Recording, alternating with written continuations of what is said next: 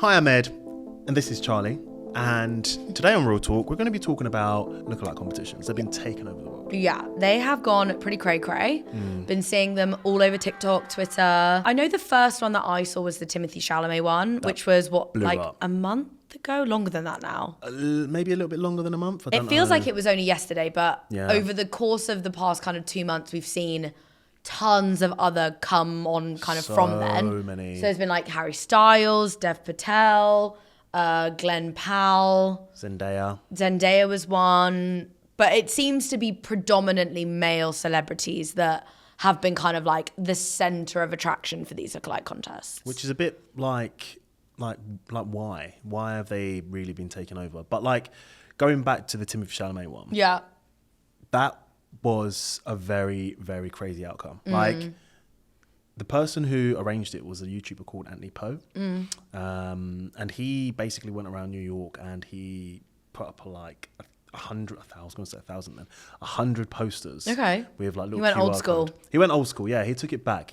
And stuck them up everywhere and had expectations of not over 1,000 people turning up, but over 1,000 people turned up. And Timothy turned up. Yeah, exactly. Like, do you think he just like happened upon it, or like someone, like one of his friends sent it to him and was like, "You should go to this"? Like that would be jokes. I would have liked. I mean, I reckon his friend definitely sent it to him. But I would have liked to have seen like when he arrived, did he like have his shades and glasses on, and like did he try and like sneak in or? Well, I think I saw a clip of him like surprising some of the contestants because he was a little bit covered up. Like I think he didn't have like a balaclava on or anything, but like he had glasses on and like his jacket. But then there's this actually quite sweet clip where he goes up to some of the people who are competing and they're all like, oh my God, you will look like him. Yeah, and you should have won. Yeah. And he took photos with a load of them. Like he was kind of the king of the people that day. Yeah. Like he is on Arrakis. Don't make June comments or references because I won't understand any of them. Damn it. Tried again and it didn't work. But what's funny is that the person who arranged it also put up 100 posters for Kai Cenat, you know, the streamer guy. Yeah. He basically put up both posters and about 20 people turned up to the Kai Cenat one.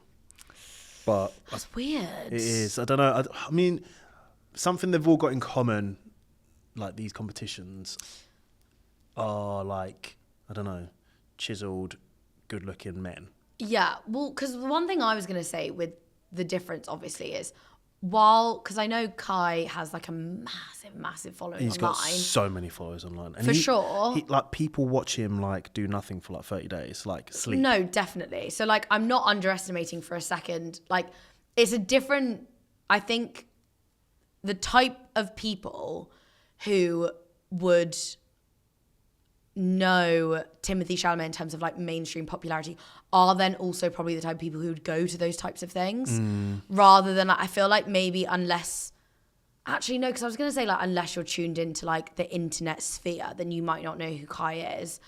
But then you could argue that he's like collabed with some of the biggest mainstream like artists, musical artists like ever. Yeah. So that's 100% pushed his fame and kind of recognition. Yeah. So I am surprised that there wasn't a bigger turnout for his lookalike competition. But yeah, like you said, I think there was like a Jason Momoa one. Yeah. All of these like really like attractive dudes, like they did a Challengers one. And there was way more people who showed up to be like the two boys and compete to look like one of the two boys than to compete to look like Zendaya. That's crazy. There was like very few girls who showed up to look like Zendaya, which to be fair is a pretty like hard thing to compete with. Zendaya is like one of the most beautiful people in the world. Yeah, and also like the Jason Momoa one, I feel like he's got a pretty niche look as well, no?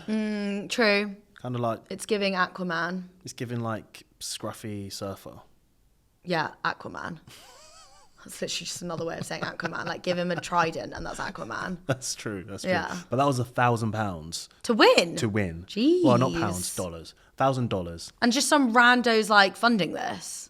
I think so. I think So it must be. I mean, that's a lot of money. Yeah. All the other ones have been like what, €20 and 3 pints. Yeah, I was gonna say half the time I think it's just for like the title. Just for the title, like just to be able to say that you won that. Well, the Timothée Chalamet one, the prize money was $20, but the trophy cost $250. I would have just been like, don't give me a trophy and I'll take the cash. Yeah. Like, I don't need a trophy. Where are you going to put that in your, like, imagine like. And it was massive as well. Yeah, that's so a big. waste. And he had to carry that home. But that's Nightmare. Yeah, that's at least on the subway. He probably had to get an Uber. Like, that costs money. There was a video actually I saw on TikTok, because now I'm a TikTok lad. It's not like you work in social media or anything.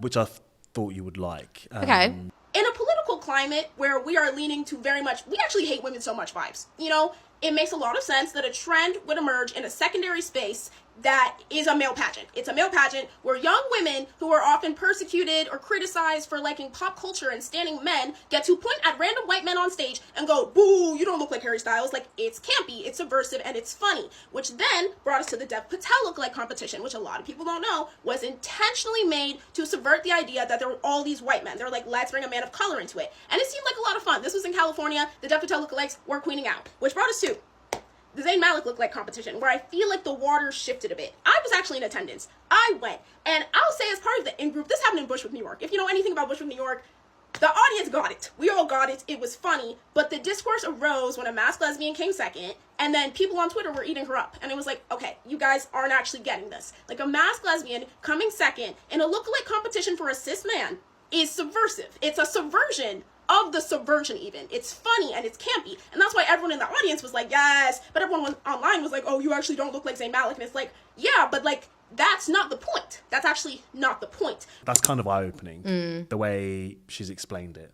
I thought that was really interesting as well, because so she mentioned, the video was really interesting. She kind of did a bit of like a deep dive on like the lookalike competitions and like followed them through their journey, which I thought was really interesting.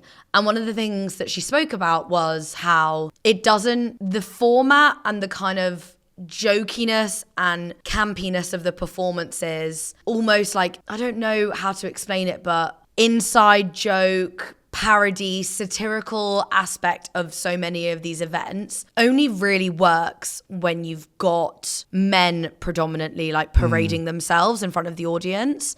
Because obviously women are expected to perform both kind of like visually and physically and like in a multitude of other ways on a regular basis. And something with these particular videos and competitions, you often see like the men, like they might not look anything like the celebrity. I see some really bad lookalikes. Yeah, but they're kind of applauded for like being brave and like stepping out of their comfort zone. And it's maybe like even being like playing funny. with gender a little bit, being a little bit more kind of like, I know with some of the Harry Styles ones and Paul Mescal ones, there was some like kind of queerness and campiness to it, which was really, really fun.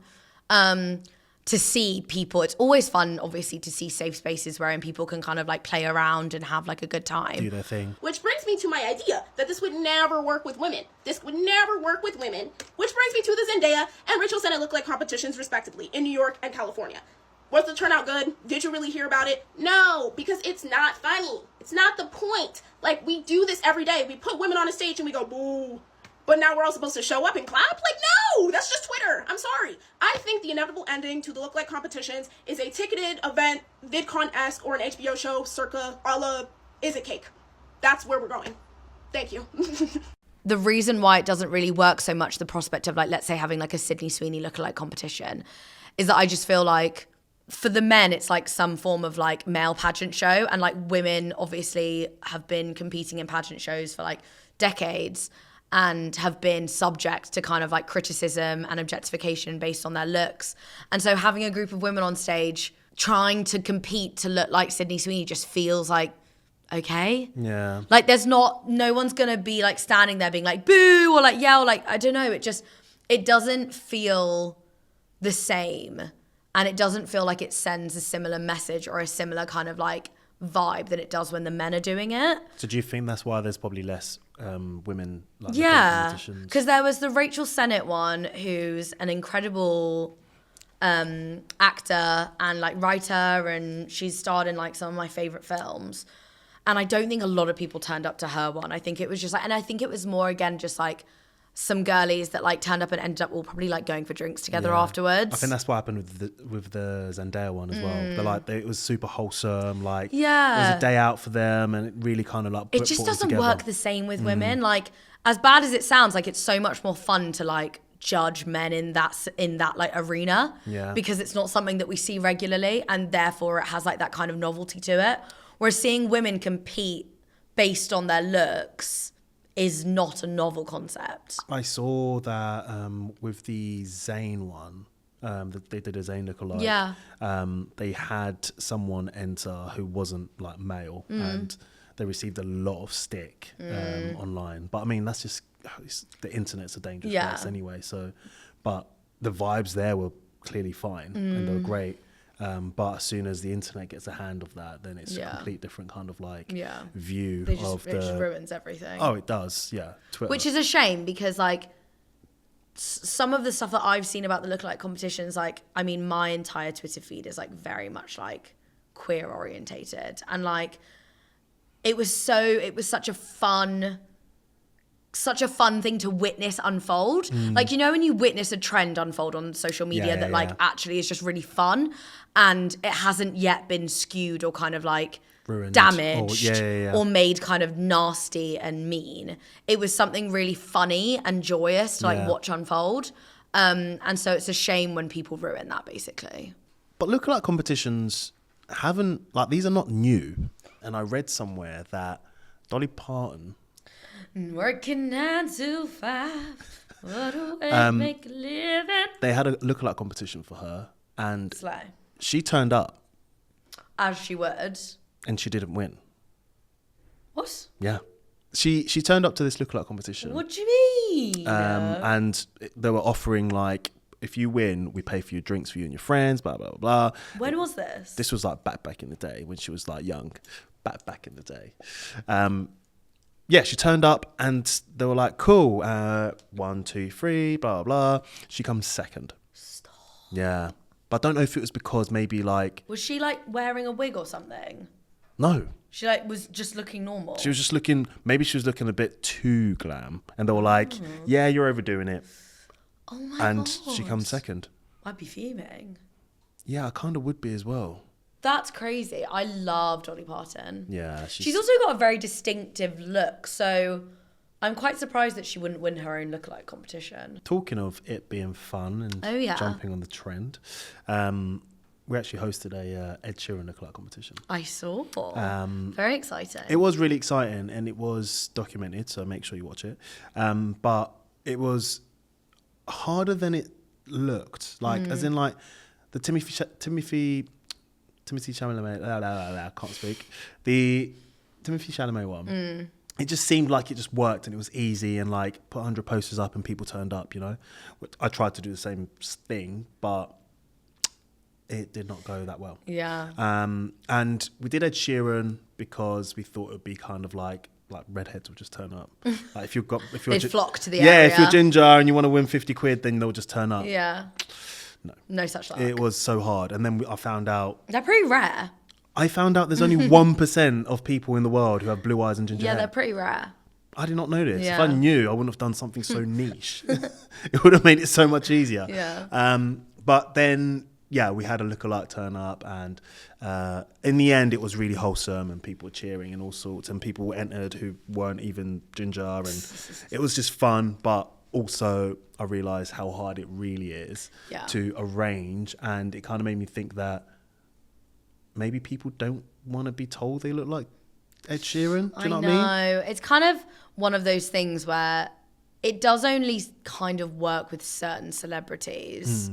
I think also, Ed's kind of a weird one because he's not niche in the sense of obviously he's a very, very famous musician, but like he's also kind of niche in a way. Yeah, very like unique look about him, right? Yeah, and it is kind of interesting, like you say, how like maybe people wouldn't want to be like associated. Well, when I was doing the with his flyers, look. I was like walking up Brick Lane and just handing out these like posters, being like, "Oh, we're holding this," and then I'll walk up to like redheads and be like, "Hey, would you want to win £50?" And they'll be like, "Oh yeah," and they'll be like, "It's an Ed Sheeran lookalike competition," and they'll be like, a little bit offended. I'm like, Really? yeah, and then I'm like, oh God, does that offend them? Like, God, that makes me feel bad for the lookalike, the professional no. Ed Sheeran lookalike that showed up. Yeah, but he earns money from it. So, No, I know, but like that's kind of sad. yeah. He's making a killing. We walked down the street with him, and people, He looks so much like Ed Sheeran. people were stopping him. People Yeah. were coming out of shops. I bet he can never get a full shop done at Sainsbury's without getting. I reckon pulled. he's strictly shopping online. Strictly. Yeah. But like, do you think lookalike competitions have just gone too far and they're a bit kind of milk now, or They're a bit milk. like they're milking it now? Do you know what that means? Is that like a thing? Like, that's a bit milk. No, I think I just made that up. It kind of made sense in my head. You said it so like casually that I was like, oh, this is a word that's common in his vocabulary. Like, oh, I just think they're a bit milk now. Yeah. I kind of like it. So do you think they're milking it, or do you want to see more? I'd like to see more, but I'd like to see weird ones. I don't want to see like handsome men. I want to see like. Before you continue, I don't want to see characters. I want to see real people. Yeah. Yeah, I thought you were going to be like, oh, I want to see like Willy Wonka. Like, nah. Do you know what I mean? That'd be quite funny. Nah, because I think like Willy Wonka's a character, so they can really look like whoever. But I'd rather them be someone. He's like a weird looking human being that I'd like to see multiples of. Who plays Frodo? Frodo. Oh, that little guy. Elijah Wood. Elijah Wood. Oh, he's That'd be a good one. Be a good one. He's a unique bloke. There's no way most people look like him. Crazy Frog does. Oh, do you know what else would be good? Keith Lemon. Keith Lemon would be a good one. Keith Lemon would be good. I'd love to see Vin Diesel. I'd love. Pitbull. Oh, I said Pitbull. I think a Pitbull lookalike competition would be really good. But then everyone would just show up in bald caps. Yeah, but at least there'll be more You people. could do like Pitbull, Jason Statham, and Vin Diesel all in one day. You could do a back-to-back, triple back-to-back. If you come first, you're Pitbull. If you come second, you're Vin Diesel. Yeah. If you enjoyed that episode, make sure to like, comment, and subscribe. And let us know in the comments who you would like to see in a lookalike competition. Thank you.